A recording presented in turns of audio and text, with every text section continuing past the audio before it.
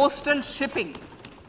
Coastal shipping will be promoted as the energy efficient and lower cost mode of transport, both for passengers and freight, through PPP mode with viability gap funding. Vehicle replacement. Vehicle replacement is an important continuing policy, replacing the old political, I know, replacing, absolutely, thank you. Replacing old polluting vehicles. May be applicable, right? Replacing old polluting vehicles is an important part of greening our economy. In furtherance of the vehicle scrapping policy mentioned in Budget 21-22, I have allocated adequate funds to scrap old vehicles of the central government. States will also be supported in replacing old vehicles and old state ambulances. Honorable Speaker, sir, I move to priority 6, youth power. To empower our youth and help the Amrit PD realize their dreams, we have formulated the National Education Policy, which is very wide in its scope, but one of the things is also to focus on skilling, adopted economic policies that facilitate job creation at scale and have supported business opportunities. Pradhan Mantri Kaushal Vikas Yojana.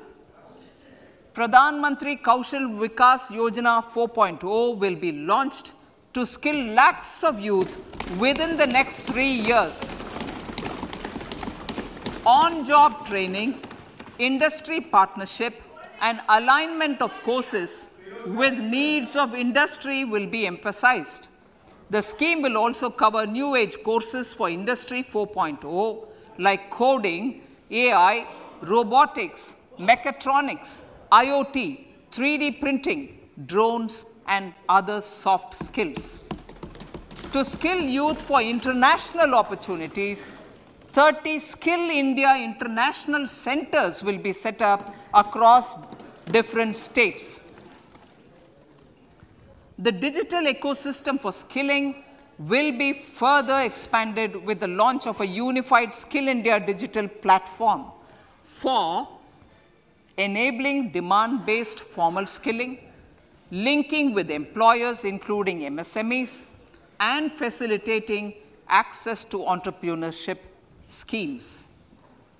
To provide stipend support to 47 lakh youths in 3 years, direct benefit transfer under a pan-India national apprenticeship promotion scheme will be rolled out. Tourism. Honorable Speaker, sir, with an integrated and innovative approach, at least 50 destinations will be selected through challenge mode. In addition to aspects such as physical connectivity, virtual connectivity, tourist guides, high standards for food streets, and tourist security, all the relevant aspects would be made available on an app to enhance tourist experience. Every destination would be developed as a complete package. The focus of development of tourism would be on domestic as well as foreign tourists.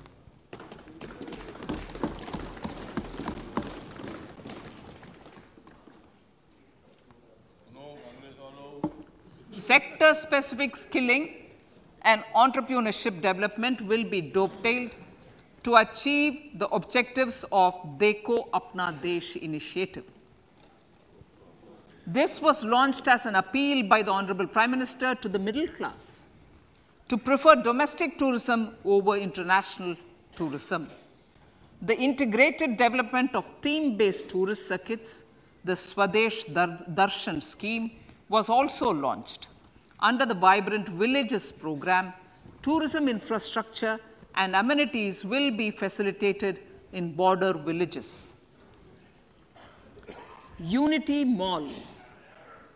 States will be encouraged to set up a Unity Mall in their state capital or most prominent tourism center or the financial capital for promotion and sale of their one district, one product and GI products and other handicraft products, and for providing space for such products of all other states as well. Sir, priority number 7, financial sector. Our reforms in the financial sector and innovative use of technology have led to financial inclusion at scale, better and faster service delivery, ease of access to credit, and participation in financial markets. This budget proposes to further these measures. Credit guarantee for MSMEs. Last year, I proposed revamping of the credit guarantee scheme for the MSMEs. I am happy to announce that the revamped scheme will take effect from 1st April 2023 through infusion of 9,000 crores in the corpus. This will enable additional collateral-free guaranteed credit of 2 lakh crores of rupees. Further, the cost of credit will be reduced by about 1%. A national financial information registry will be set up to serve as the central repository of financial and ancillary information. This will facilitate efficient flow of credit, promote financial inclusion, and foster financial stability. A new legislative framework will govern this credit public infrastructure and will be designed in consultation with the RBI. To meet the needs of Amritkal and to facilitate optimum regulation in the financial sector, public consultation, as necessary and feasible, will be brought to the process of regulation making and issuing subsidiary directions.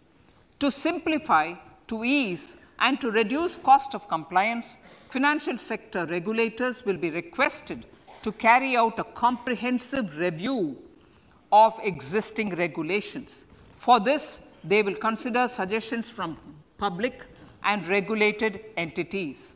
Time limits to decide the application under various regulations will also be laid down.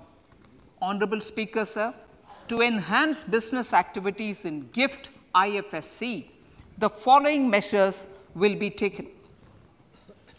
Delegating powers under the SEZ Act to the IFSCA to avoid dual regulation. Setting up a single window IT system for registration and approval of IFSCA, SEZ authorities, GSTN, RBI, SEBI, and IRDAI. Permitting acquisition financing by IFSC banking units of foreign banks, establishing a subsidiary of Exim Bank for trade refinancing, amending IFSCA Act for statutory provisions for arbitration, ancillary services, and avoiding dual regulation under the SEZ Act, and recognizing offshore derivative instruments as valid contracts. Honorable Speaker, sir, data embassy. For countries looking for digital continuity solutions, we will facilitate setting up of their data embassies in GIFT IFSC.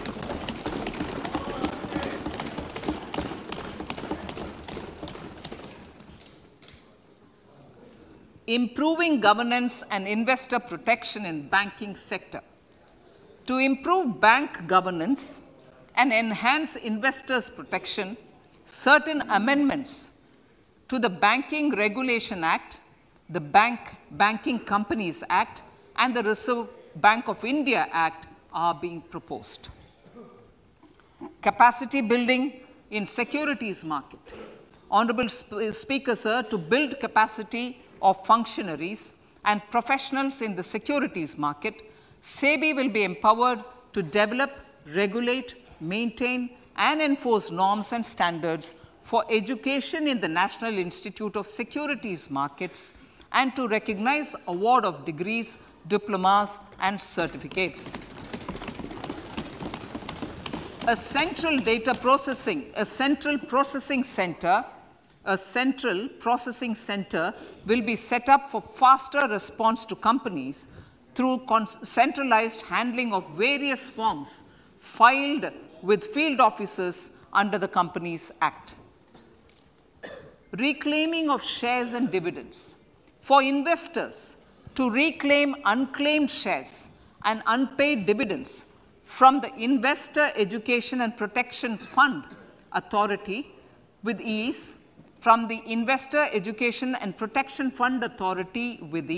an integrated IT portal will be established. Digital payments continue to find wide acceptance. In 2022, they show an increase of 76% in transaction and 91% in value. Fiscal support for this digital public infrastructure will continue in 2023-2024. Azadi Ka Amrit Mahotsav, Mahila Samman Bachat Patra. For commemorating Azadi Ka Amrit Mahotsav, a one-time new small savings scheme, Mahila Samman Savings Patra or Savings Certificate, Mahila Samman Savings Certificate will be made available for a 2-year period up to March 2025. This will offer deposit facility up to 2 lakh in the name of a woman or girls for a tenure of 2 years at fixed interest rate of 7.5% with partial withdrawal option. Senior citizens. The maximum deposit limit for senior citizens savings scheme will be enhanced from 15 lakh to 30 lakhs of rupees. The maximum deposit limit for monthly income account scheme will be enhanced from 4.5 lakh to 9 lakh for single account and from 9 lakh to 15 lakh for joint account. Honorable Speaker, sir, fiscal management. 50 years interest-free loan to states. The entire 50-year loan to states has to be spent on capital expenditure within 2023-24. Most of this will be at the discretion of the states, but a part will be conditional on states increasing their actual capital expenditure. Parts of the outlay will also be linked to or allocated for the following purposes: scrapping old government vehicles, urban planning reforms and actions, financing reforms in urban local bodies to make them credit-worthy for municipal bonds, housing for police personnel above or as part of the police station, constructing unity malls, children and adolescent libraries and digital infrastructure, and state share of capital expenditure of central schemes. Honorable Speaker, sir, fiscal deficit of states. States will be allowed a fiscal deficit of 3.5% of GSDP, of which 0.5% will be tied to power sector reforms. Revised estimates 2022 to 2023. The revised estimate, Honorable Speaker, sir, of the total receipts other than borrowing is 24.3 lakh crores, of which the net tax receipts are 20.9 lakh crores. The revised estimate of the total expenditure is 41.9 lakh crores of rupees, of which the capital expenditure is about 7.3 lakh crores. The revised estimate of the fiscal deficit is 6.4% of GDP, adhering to the budget estimate. So, budget estimates of 2023-24. Coming to 2023-24, the total receipts other than borrowings and the total expenditure are estimated at 27.2 lakh crores and 45 lakh crores respectively. The net tax receipts are estimated at 23.3 lakh crores.